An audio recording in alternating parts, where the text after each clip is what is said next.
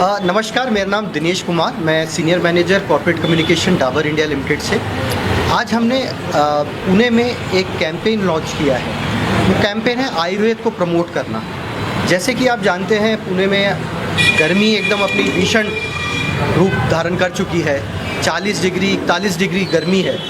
तो ऐसे में स्वास्थ्य से रिलेटेड प्रॉब्लम्स सब स्वाभाविक है।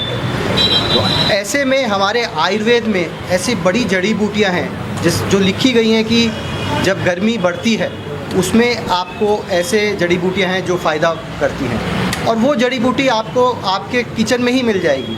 आपको कहीं बाहर जाने की ज़रूरत नहीं है। उनमें से एक जड़ी बूटी है पुदीना।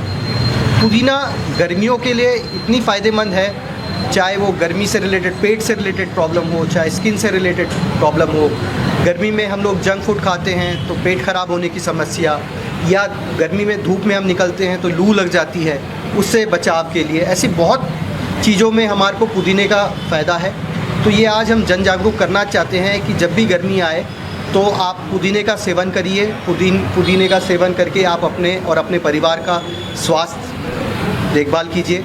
डाबर का एक पुदीन हरा आता है, अगर आपको फ्रेश पुदीना नहीं मिलता है तो आप इसको भी ले सकते हैं। कभी ट्रैवल कर रहे हो, कभी ऑफिस जा रहे हो, एकाएक आपको गर्मी की तलब लगे, और जब सुबह घर से निकलते हो तो 2 बूंद ड्रॉप डाल के आप पानी में ले जा सकते हैं और दिन भर इसका सेवन कर सकते हैं। तो इससे आपको गर्मी से बचाव होगा और पेट की समस्याओं से लाभ मिलेगा।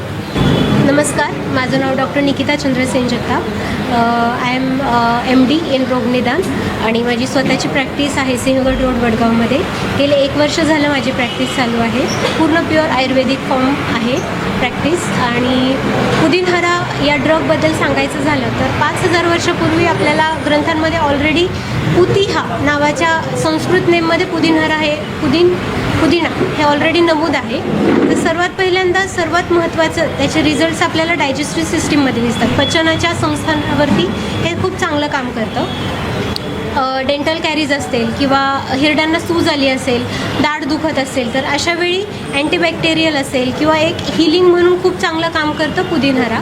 कोणत्याही फॉर्ममध्ये घेऊ शकता. पुदिनाची चटणी असेल किंवा पुदिनहरा जे आता ऑइल फॉर्ममध्ये आपल्याला अवेलेबल आहे, किंवा अशा पद्धतीने आपण त्याचे कॅप्सूल्स पण घेऊ शकतो.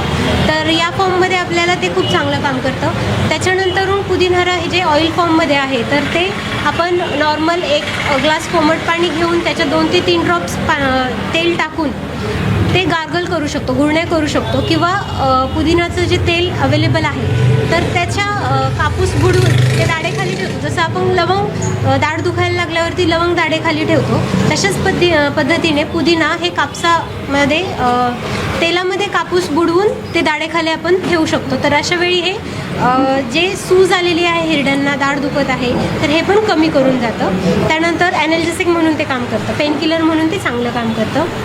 दुसरी गोष्ट म्हणजे पचनविकार.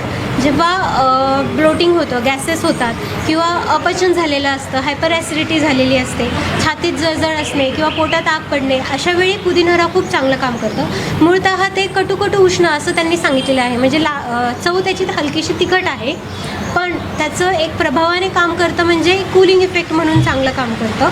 दुसरी गोष्ट म्हणजे ते वात आणि पित्त शामक सांगितलेलं आहे. याचा अर्थ की कफाचे आजार असतील, वाताचे आजार असतील, तर त्याच्यावरती ते खूप चांगलं काम करतं. वातानुलोमन म्हणजे काय की जेव्हा ब्लोटिंग असेल किंवा पोट फुगलेलं आहे, गॅसेस भरपूर झालेले आहेत, तेव्हा गॅसेस पास होण्यासाठी पुदिनहरा किंवा पुदिना हे खूप चांगलं काम करतं.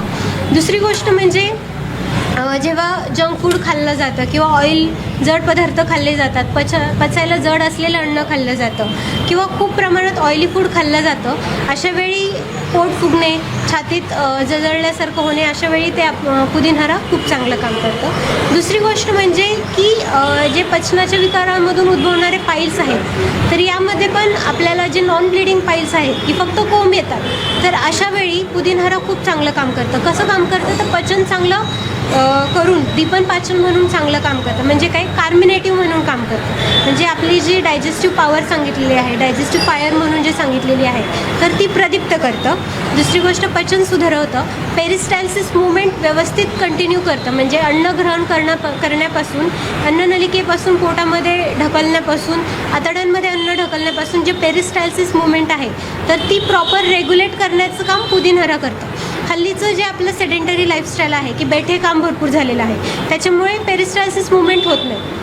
तुम्ही बघत असाल की बैठे काम करणाऱ्यांना पाईल्सचा त्रास, पचनाचे विकार, परत ब्लोटिंग, ॲब्डॉमिनल डिस्टेन्शन, पोट फुगल्यासारखं वाटणं, हे समस्या भरपूर दिसून येतात. तर अशा वेळी पुदिनहरा किंवा पुदिना हे खूप चांगलं काम करतं. दुसरी गोष्ट म्हणजे उन्हाळ्याच्या दरम्यान किंवा ऑल ओव्हर द इयर जेव्हा एखाद्या व्यक्तीकडून पाणी कमी पिण्यात येतं, रेग्युलर वॉटर इंटेक किती हवं तर 1.5 ते 2 लिटर, तहान लागेल एवढं पाणी प्यावं, पण अमाऊंट त्यांनी किती सांगितली 1.5 ते 2 लिटर प्यायला हवं. त्यापेक्षा कमी पाणी पिण्यात आलं किंवा खूप जास्त डिहायड्रेशन झालं, जुलाब वगैरे झाले, तर अशा वेळी डायरियल इफेक्ट तर त्याचा आहेच, पण आपल्याला बघतो आपण की बर्निंग मिक्च्युरेशन म्हणजे लघवीला जळजळ होणे, या गोष्टी आपल्याला दिसून येतात. तर अशा वेळी 2 पद्धतीने पुदिना काम करतं. एक म्हणजे युरिन आउटपुट वाढवणे, म्हणजे युरिन भरपूर प्रमाणात होऊन देणे, हे एक त्याचं काम आहे. प्रभावाने त्याचं काम आहे कूलिंग इफेक्ट, जे लघवीच्या ठिकाणी जळजळ होत असेल तर त्या ठिकाणी ते कूलंट म्हणून काम करतं. म्हणजे काय की कूलिंग इफेक्ट काम करतं, थंडता प्रदान करायचं काम पुदिना करतं. दुसरी गोष्ट म्हणजे की स्किनवरती खूप छान काम करतं. अँटीबॅक्टेरियल ऑलरेडी प्रूव्ड आहे, अँटीबॅक्टेरियल म्हणून खूप चांगलं काम करतं.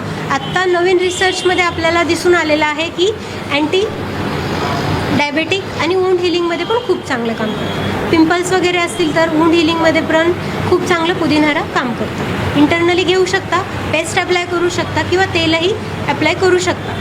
थँक्यू.